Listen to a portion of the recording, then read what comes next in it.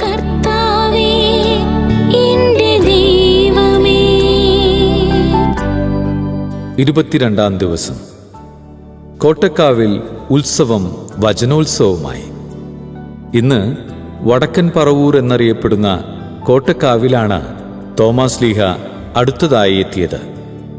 അവിടെ അമ്പലത്തിൽ ഉത്സവം നടക്കുന്ന വേളയിലാണ് അപ്പസ്തോലൻ സ്ഥലത്തെത്തിയത്. ഉത്സവത്തിൻ്റെ ഭാഗമായ ആഘോഷപൂർവമായ എഴുന്നള്ളത്ത് നടക്കുകയായിരുന്നു. ആളുകളിൽ ചിലർ പുതിയ മതത്തിൻ്റെ പ്രവാചകനായ മറുനാട്ടുകാരനെ തിരിച്ചറിഞ്ഞു. അവർ ശ്ലീഹായെ അധിക്ഷേപിക്കുകയും കല്ലെറിയുകയും ചെയ്തു. ശ്ലീഹ ദൈവത്തോട് പ്രാർത്ഥിച്ചു. ഉത്സവത്തിൻ്റെ ഭാഗമായി ദേവിയുടെ വിഗ്രഹം എഴുന്നള്ളിക്കുന്ന സമയമായിരുന്നു. ആനകളെയും അതിൽ പങ്കെടുപ്പിച്ചിരുന്നു. ആനയുടെ പുറത്തായിരുന്നു വിഗ്രഹം എഴുന്നള്ളിച്ചിരുന്നത്. ശ്ലീഹായുടെ പ്രാർത്ഥന കഴിഞ്ഞതും ഇടിമിന്നലും കൊടുങ്കാറ്റുമുണ്ടായി. ജനങ്ങൾ ചിതറിയോടി. ഇടിമിന്നലേറ്റ് വിഗ്രഹം വഹിച്ചിരുന്ന ആന നിലത്തു വീണു. ഏതാനും ആളുകളും മരിച്ചു വീണു. വിഗ്രഹം പല കഷ്ണങ്ങളായി പൊട്ടിച്ചിതറി. ശ്ലീഹായുടെ ദിവ്യശക്തി തിരിച്ചറിഞ്ഞ ജനങ്ങൾ സഹായത്തിനായി അദ്ദേഹത്തോട് യാചിച്ചു. അദ്ദേഹം അല്പം ജലമെടുത്ത് അതിൽ കുരിശു വരച്ച് ആശീർവദിച്ചതിനു ശേഷം പരിശുദ്ധാത്മാവിനോട് പ്രാർത്ഥിച്ചുകൊണ്ട് വീണുകിടക്കുന്ന ആനയുടെയും ആളുകളുടെയും മേൽ തളിച്ചു. അവർ എഴുന്നേറ്റ് ശ്ലീഹായുടെ വാക്കുകൾ ശ്രദ്ധാപൂർവം ശ്രവിച്ചുകൊണ്ട് അദ്ദേഹത്തിന് ചുറ്റും നിന്നു.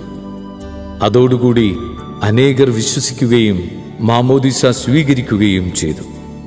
ആ സ്ഥലത്തെ അമ്പലം അവർ തന്നെ പള്ളിയായി പരിവർത്തനം ചെയ്തു. 1770ഓളം ആളുകളാണ് അവിടെ ക്രിസ്ത്യാനികളായത്. വിചിന്തനം. എൻ്റെ കൃപ നിന്നോടൊപ്പമുണ്ടാകും എന്നരുളി ചെയ്ത ഈശോ എന്നും തോമാശ്ലീഹായോടൊപ്പം ഉണ്ടായിരുന്നു. അതുകൊണ്ടാണ് ശത്രുക്കൾക്ക് അവിടുത്തെ ഒന്നും ചെയ്യാൻ സാധിക്കാതിരുന്നത്. കോട്ടക്കാവ് അക്കാലത്തൊരു രാജ്യ തലസ്ഥാനമായിരുന്നു. അവിടേക്കാണ് ശ്ലീഹ കടന്നു ചെന്നത്. ഈശോയുടെ സുവിശേഷം പ്രസംഗിക്കുവാനുള്ള അവസരങ്ങളൊന്നും പാഴാക്കാൻ പാടില്ല. ഭയത്തിനോ ആശങ്കകൾക്കോ അവിടെ സ്ഥാനമില്ല. എന്തുവരും, എന്ത് സംഭവിക്കുമെന്ന് ആലോചിച്ചിരുന്നാൽ പ്രഘോഷണം ഒരിക്കലും നടക്കില്ല. ശ്ലീഹന്മാർക്ക് ഒരേ ഒരു ലക്ഷ്യമേ ഉണ്ടായിരുന്നുള്ളൂ: സുവിശേഷം പ്രസംഗിക്കുക, ഈശോയുടെ പ്രേക്ഷിത കൽപ്പന നിറവേറ്റുക. അതിനായി ഏതു ത്യാഗവും സഹിക്കാൻ അവർ തയ്യാറായിരുന്നു. തോമാശ്ലീഹായുടെ കോട്ടക്കാവിലേക്കുള്ള പ്രവേശനം തടസ്സപ്പെടുത്തുവാൻ ആളുകൾ പരിശ്രമിച്ചുവെങ്കിലും കർത്താവിൻ്റെ ശക്തമായ കരങ്ങൾ കൂടെയുണ്ടായിരുന്നതുകൊണ്ട് ആർക്കും ഒന്നും ചെയ്യാൻ സാധിച്ചില്ല.